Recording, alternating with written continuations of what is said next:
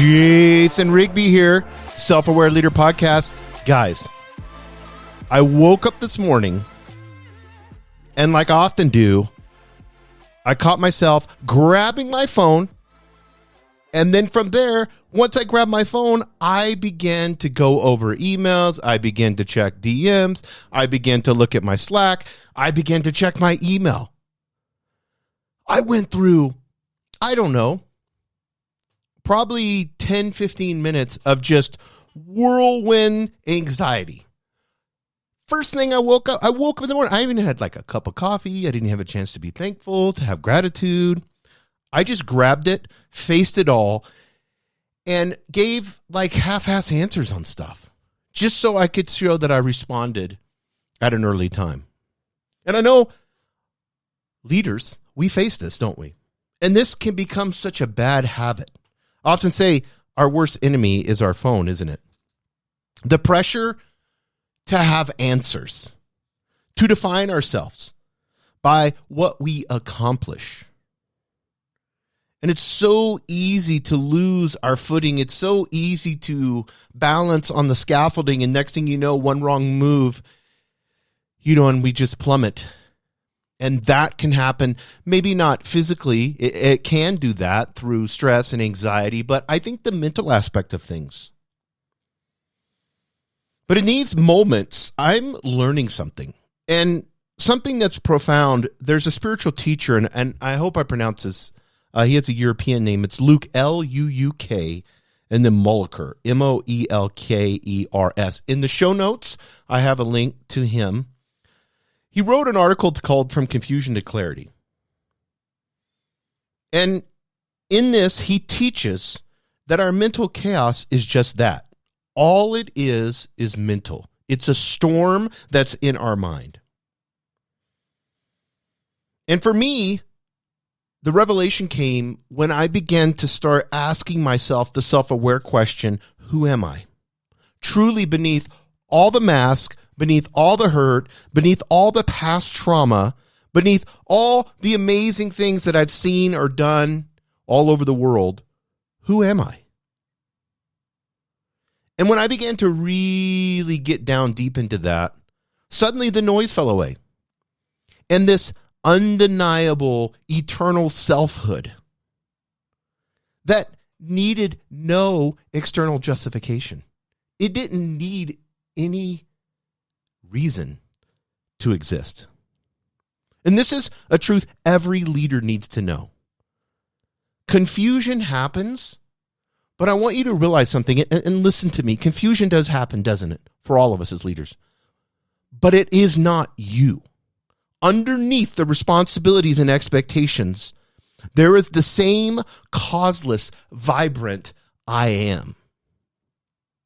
And it is within each and every single one of us. I'm not this materialistic person that just believes materialism, that we're just here in evolution, and it's a dog-eat-dog world, and that's it, and you're dead and you're done. No, I don't think, from everything that I believe and know and see, creation in and of itself and the systems and the patterns that are so intricate, and how we are. I mean, we're so amazing scientifically. Just the amount of computation processes that our brain has to process, just the 3D imaging alone through our brain, which eyes are part of our brain, how much we process in 3D. It would take cooling and air conditioning units and a large computer to do what we do in this little tiny brain. And we store it in 98 degrees. It's amazing. And for me, finding the vibrant I am, finding that higher self, Jason, the one that flows and does things with ease. I always say, I do things with grace and ease. It's an affirmation I say all the time. I don't have problems. These are the things that I do with grace and ease as a leader. And when we're looking for clarity, it's not about finding. It's not about some guru retreat or some complex psyche type technique. It is accessible here and right now.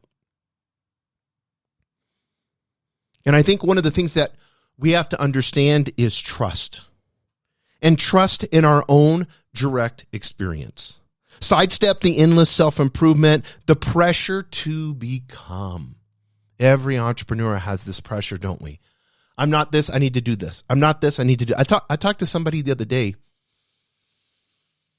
They're worth hundreds of millions of dollars. And they're still like, I don't have enough. I need to get this and I need to do this. And I don't feel good until this happens. We already are. We don't need to become. We're causeless. There's no need for justification. And when you begin to understand that for yourself, and imagine in this world that we're in now, if your team felt that you just accepted them for who they are, that your team felt that there was no need for justification, that they're a vibrant I am, and that your responsibility is to serve that person and bring out their higher self. That's true leadership, isn't it? Well, how do we put this into practice? Jason, it sounds so woo-woo and esoteric and all that, blah, blah, blah, new agey. How do we put this into practice? I say the first thing we have to do is let the anxiety and fears do their thing. Let it go crazy. They have no power over you. Let it. It's not a part of you.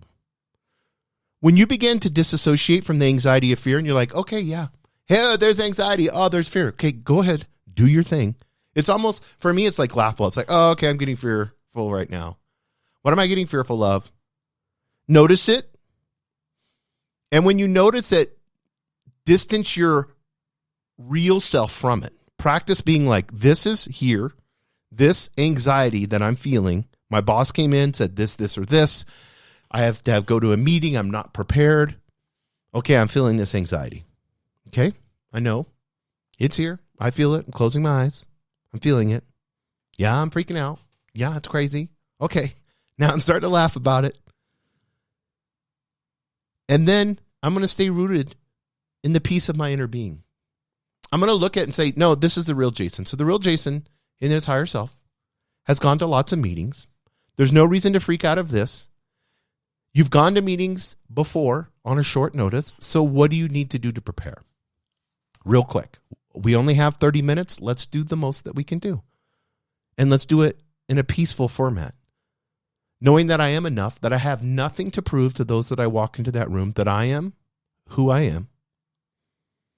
And it's almost like watching a storm cloud pass, knowing that that's just temporary and you're watching it. Like your anxiety and fear is like a storm cloud that you're just watching. You're not part of it. You're just watching it. And you know what's going to happen. Blue sky.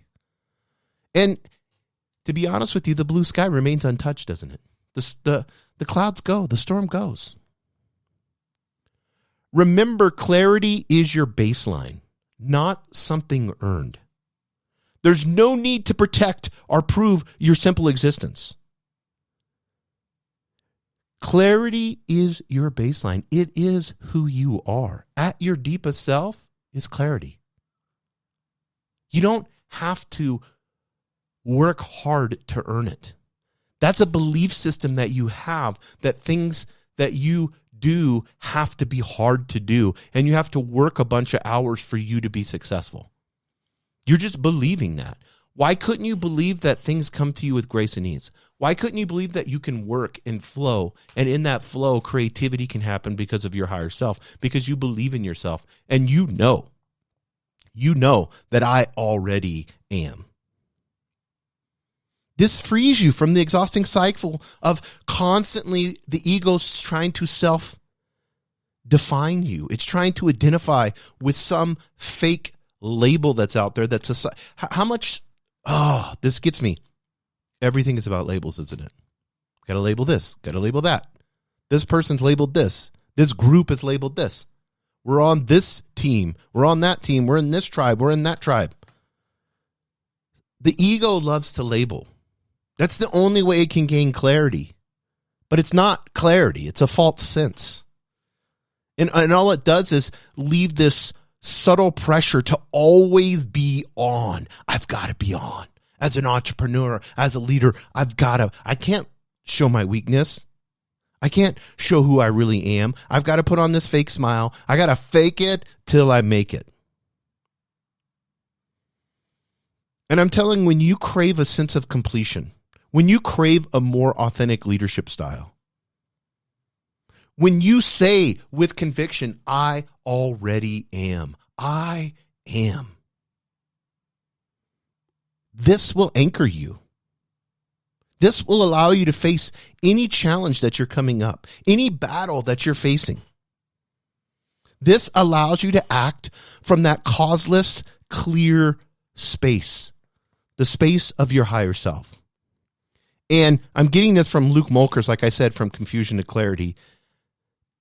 And much like Moelker's work, my experience, all it is, and he talks about this, is kind of just like a guidepost. It's about inviting you to know the truth for yourself. That's all experience is. It's just kind of bouncing you along the trail. Oh, here's a switchback. That switchback sign is your truth. It's your experience. It's the things that you've gone through. And as leaders, it's time that we cut through the chaos and embrace who we were meant to be. Because you know as well as I do, the ripple effects aren't just personal. They extend to how we lead and show up for our families, for those that we love, and for those that we serve, for our team, for our company, for everything that we do. And I encourage you to come up with your own mantra. Come up with something, and Luke Moelker talks about this. He talks about coming up with a mantra, and this is a good one. I return to the causeless self. That's my compass when life gets crazy, when I'm feeling a wrong emotion, when I'm feeling some fear or anxiety or worry or guilt, all of those, I return to the causeless self. I'm returning to my eternal self. I'm returning to who I already am. I am. Let that sink in. Let the peace. Feel that. This isn't about ignoring problems, guys, but it's understanding how we relate to them. True clarity means seeing we are not our thoughts and we are not our accomplishments. And if we, as leaders, can model wholeness, I want you to understand this. This is important. If we can model wholeness, not constant striving, think about that. I'm modeling wholeness. I'm modeling me in my higher self doing what I do best. I'm modeling, coaching, leading, serving, loving the people that I lead. That's what I'm modeling. I'm not looking to constant striving, never being good enough, and always having pressure. Imagine modeling that. And I want you to imagine right now, what would your team look like? What would you look like? How would you feel? These are great self-aware questions. I do this all the time. I asked myself today, not to get on a tangent, but it's like, if I was walking in my higher self, I wouldn't need self-discipline. So what does it look like with self-discipline, with Jason being his best? What do I look like being my best? Well, I'm not going to eat that donut.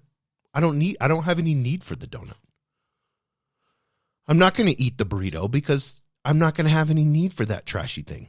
I'm going to eat clean. I'm going to go to the gym and work out because I know that makes me healthy and I can serve others better and I can live longer for my family. See how important this is, guys? And I want to leave you with this. How do you relate to the things that come up in your life?